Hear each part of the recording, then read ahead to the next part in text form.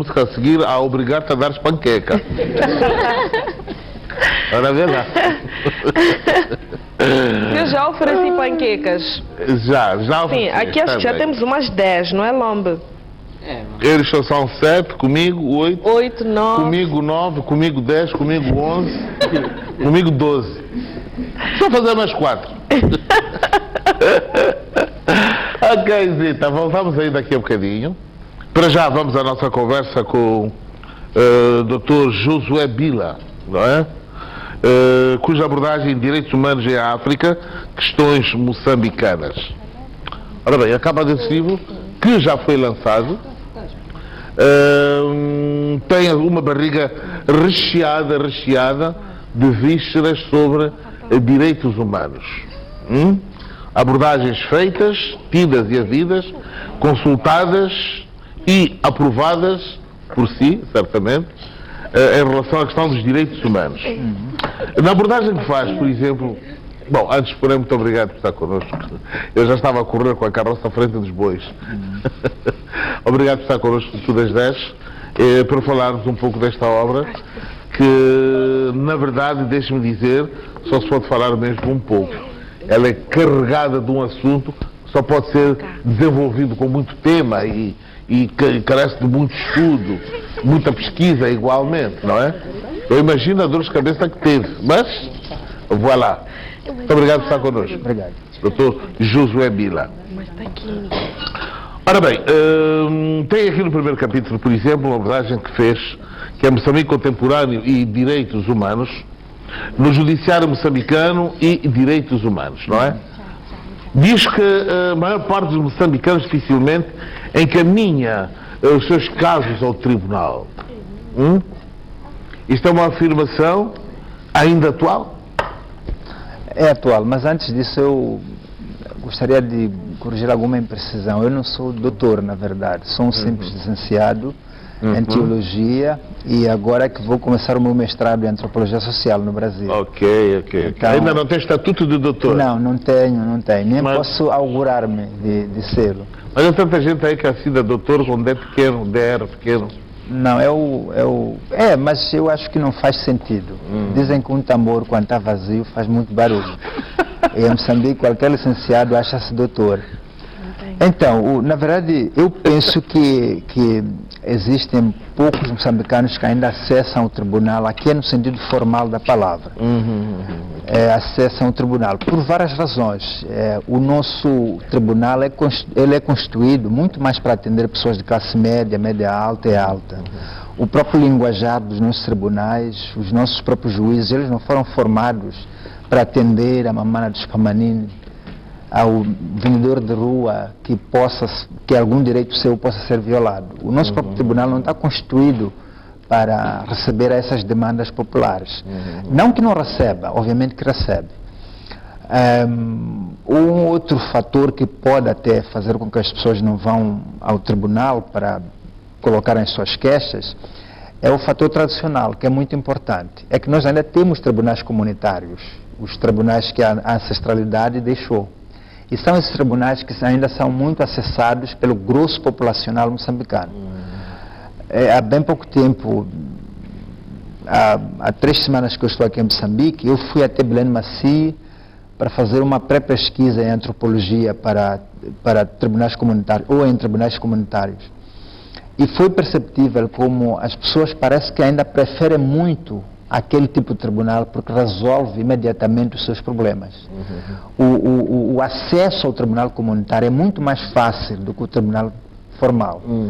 A discussão sobre o problema que o ofendido traz é muito tratado com muito mais flexibilidade.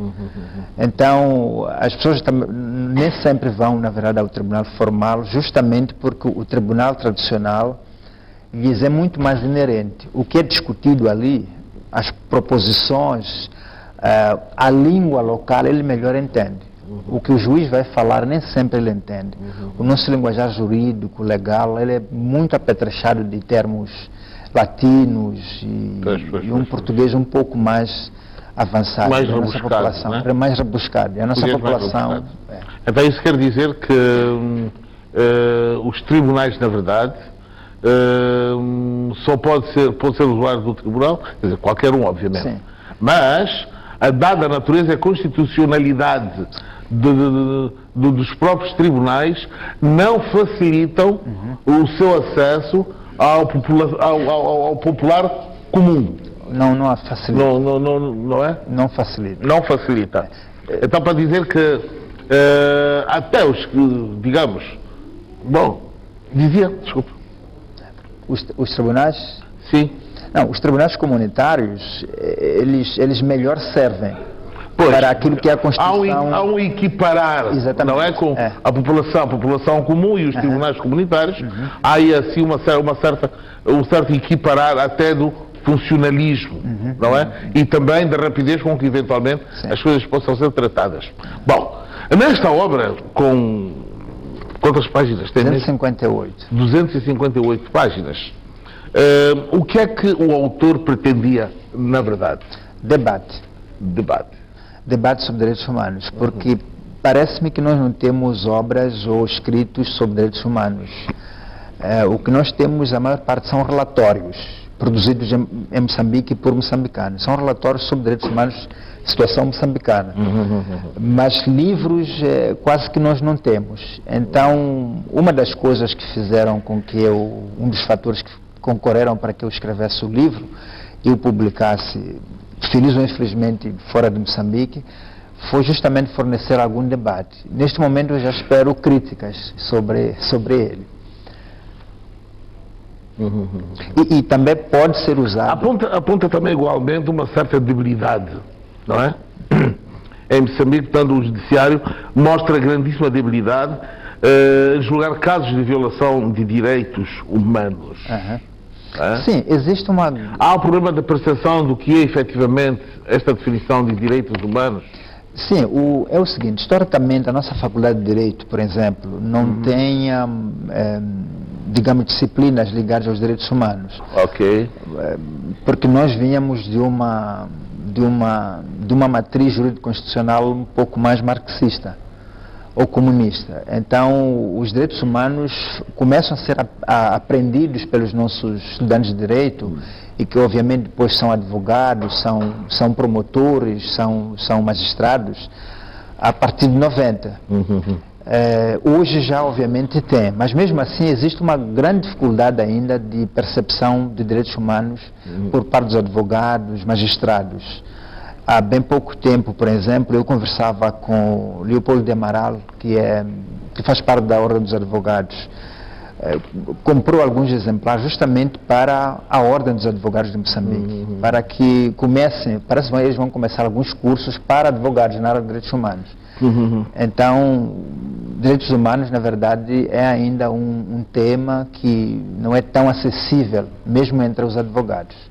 Aliás, o Custódio Duma, que hoje é presidente da Comissão Nacional de Direitos Humanos, ele é entrevistado nesse livro e fala dessa necessidade dos advogados passarem um pouco a aprender de direitos humanos para que nas suas causas ou na defesa de causas várias diante de fóruns judiciais, eles possam defender os direitos humanos.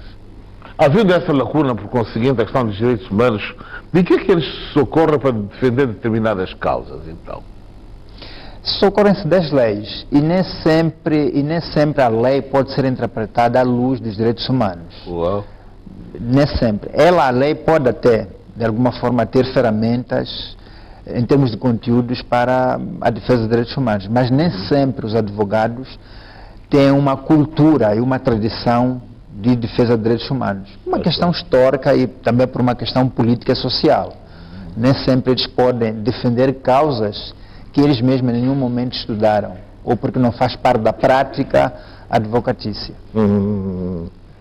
Acredita que, no seu entender, que a questão dos direitos humanos, ou a defesa dos direitos humanos, está, em função daquilo que disse, ou é mais aguerrida, ou é mais defendida apenas pelas organizações não governamentais, enfim?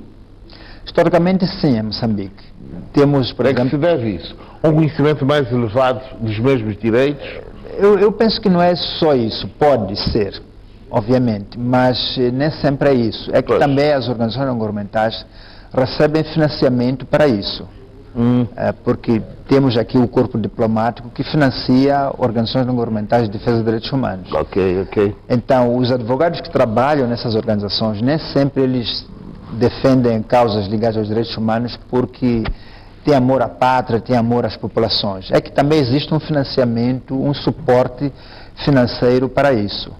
Não estou aqui a dizer de forma alguma que os advogados que trabalham nas organizações não governamentais de defesa de direitos humanos só trabalham porque recebem dinheiro externo.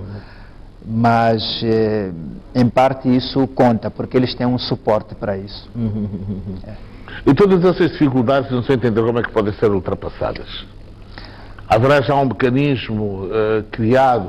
Já haverá alguma luz, né, ou alguma janela aberta onde os raios possam penetrar por forma que haja maior acuidade no tratamento da questão dos direitos humanos? Eu penso que nós precisamos todos debater sobre o Estado, o governo, as organizações não governamentais, as academias, jornalistas, sociólogos, antropólogos e outros pensadores, e todos os segmentos da sociedade moçambicana precisam de sentar e debater sobre direitos humanos. Eu penso que a partir disso nós podemos ter melhores propostas. Eu simplesmente escrevi o livro, mas eu não posso de forma alguma trazer todo um conjunto de propostas. Eu penso que a sociedade moçambicana é responsável pelas suas próprias propostas e pelo seu próprio desenvolvimento. Por isso, este livro traz uma luz da qual, no seu entender, quem de direito deve sentar-se debaixo da mesma Sim. para fazer uma análise daquilo que significa, na verdade, a defesa, o real tratamento que se dá a questões ligadas aos direitos humanos. Sim. É uma proposta. É uma proposta que eu trago para que todos nós debatamos sobre direitos humanos. Portanto, pretende que o livro seja didático. É didático. É didático. É didático. E ele pode ser lido até por todos os públicos, não só advogados. Sociólogos, antropólogos, Mamana de Spamanini, podem ler e podem compreender o que são direitos humanos e ampliar até os seus próprios conhecimentos. E eu espero críticas de todos aqueles que vão ler o livro, para que talvez um outro livro eu melhore um pouco o que eu escrevi aqui. Quem sabe talvez venha a segunda edição. Como é que um jovem como Josué, entra nestes meandros complicados que levam a debate grandes pensadores? Eu penso que o Estado moçambicano é responsável por isso, me deu educação. Ótimo. E eu antes de começar a escola gostava muito de escutar Samora Machel. E depois entro na escola, já com segunda classe eu já no mínimo sabia ler. Então eu sempre gostei de ler. Então esse gostar de ler, na verdade, é que me aproximou muito de literatura vária. E particularmente uma literatura política, sociológica, antropológica, direitos humanos depois.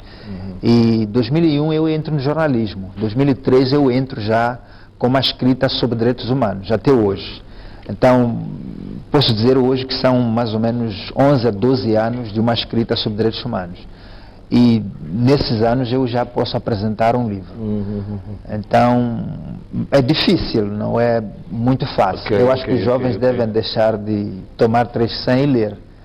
Então, depois disso eles podem talvez tentar um pouco escrever, porque é uma tarefa algo difícil. Difícil de escrever, não é? E sobretudo, se formos a ver, o tipo de tema escolhido, não é, para ser abordado. Sim. E num país como o nosso, em que nós não temos ainda tradição do que é isto de direitos humanos. Sim. Muito embora o Estado esteja empenhado, e toda a sociedade também, esteja empenhada em trazer à ribalta cada vez mais conhecimento, por forma que também se possa respeitar, não é? Quando falamos de direitos humanos, onde aparecem os direitos humanos, imediatamente está explícita a violação dos mesmos. É essa a razão pela qual se debruça sobre a questão dos direitos humanos, sente que há algo que não esteja efetivamente conforme?